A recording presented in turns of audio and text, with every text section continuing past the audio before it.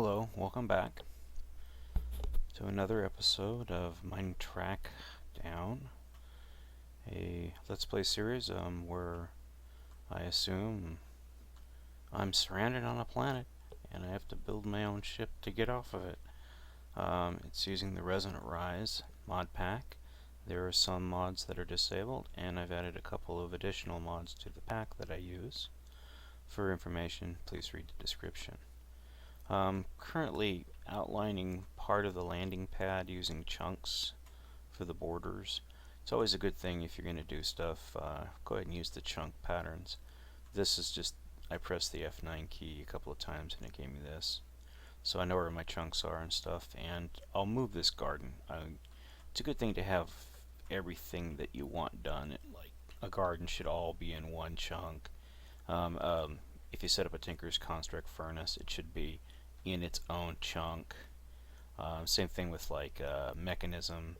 Its machinery should be in one chunk. It shouldn't be split between two chunks.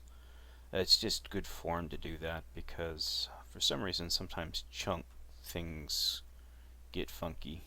And my nephew pointed out to me that given the nature that I'm using a mod pack, it might be advantageous to me to go ahead and get this pad done as soon as possible, at least in dirt, and don't put anything else in it, just use dirt.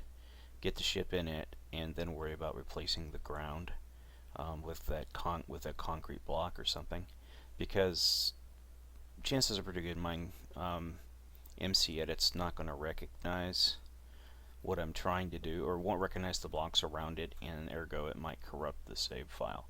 Of course I will have a backup before I do that, but the plan here is this should be about 2/3 the length of the ship, so the ship should probably overhang the edge here, and I'm going to go ahead and go out one more chunk to that chunk line there, and then I'm come back in, and eventually what will happen is I'll either slope it into the, which is what I'm thinking I'm going to do, is slope it into the to the hill here, and then level the hill off, and then slope it in, and then everything underneath of here will be like you know, machinery and stuff like that, and I'll put storage and a bunch of other stuff under here. So basically this whole mountain is going to become one big space center platform sort of a thing. But yeah, it's going to be fun. It'll be interesting when I get done with it. It's going to take a while, of course. I did pretty good. I got this house on 2 chunks, but there's nothing on this wall, so it's just a wall. So everything else is inside of one chunk. I didn't plan on that, but it turned out to be for the better, so which isn't bad. I mean, I remember talking earlier in one of the earlier episodes, I decided to claim this extra piece here. Otherwise it would have all been in one chunk. Live and learn. Oh well, next time I'll check the chunk stuff first. But yeah, everything's going pretty good. I haven't had too many problems. I haven't died yet, so far so good. I'm going to have to do something about my experience though. I don't want to lose it, so I was looking through the mod pack, and excuse me, looking through the mod pack, and there's something called Liquid XP, and also there's another, let's just do XP, is what that gets us. Yeah, here, Liquid XP Absorber, and then there's something in open blocks too that's called the Liquid XP Drain. Basically, you hook this up to a container of some kind. As you step over it, it pulls your XP off of you and stores it in liquid form, in which case you can rebottle it later into glass jars and then break the jars and get your XP back. So I think that's what I'm going to end up doing. It's a good way of storing XP without having a chance of losing any of it. Of course, a creeper could always blow up your tank, and then you'd be pretty well SOL on that one. But anyways, I've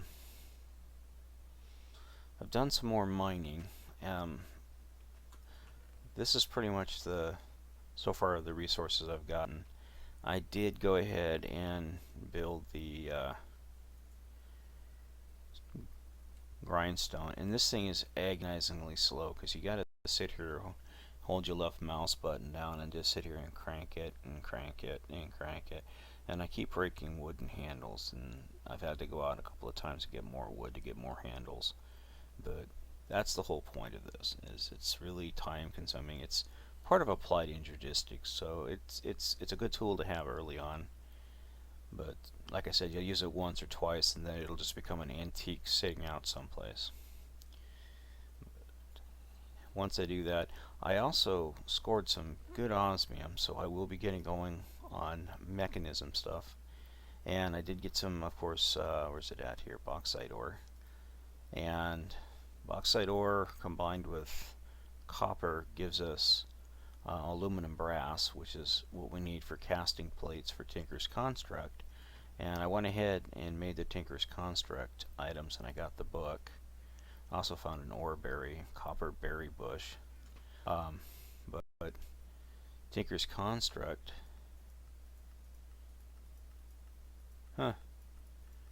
evidently, oh, the other book's in. I already have the other book, derp. Oh, okay, file that one under an atrocities, derp. So this is material and belongs over here, and it starts you off showing I made these things, then I made the tool thing, so on and so forth. And when I have the resources, I'll make this, because I'll need this to make the god hammer and the nice rapiers and stuff like that that I can use to behead bad guys and get their heads, mainly wither heads, so that I can get wither stars. Although I've heard that there's another way of getting wither stars, and let's see if it's in here. I think it's called the grav gun. Yes. Basically, you get a gravity gun, like so. You put a whole bunch. You make these, and you put a bunch of them on your toolbar. Then you get a diamond, and you go out here, and you enter a Twilight Forest portal. This is made out of stone, so it won't work. But you have a nice little thing of water, surround it with dirt, and then oh no. And then you let me get back up there. Gotta do it the hard way, guys. Gotta go down here. But you surround it with flowers, and then you throw a diamond into it, and a bolt of lightning strikes it. And once the bolt of lightning strikes it, it opens a portal to the Twilight Forest. And the Twilight Forest is another dimension, of course. It's got a bunch of its own unique creatures and things in it and quests. It's more of an adventure style map. And what happens is it supercharges these gravity guns into these gravity guns. And while you're in the Twilight Forest, you look for a tool. It's called a whoa, back up. Almost got nailed there. Oh, I did get nailed. Klingon here snuck in on us. He airdropped or something. But you can reverse engineer it and get the Nether Star. So it's an easy way of getting Nether Star. Well, not an easy way. It's an expensive way of getting Nether Stars. It's almost easier to fight the Nether, but the Wither boss rather. But Wither boss is, if you're gonna fight them, you might as well fight them on a different dimension so they can destroy it and not yours. But at any expense, I appreciate you taking the time to watch the video. What I'll do between now and the next video is I'll go ahead and finish up the landing pad, and I may or may not import the ship model. It all depends on how much I can get done tonight and tomorrow.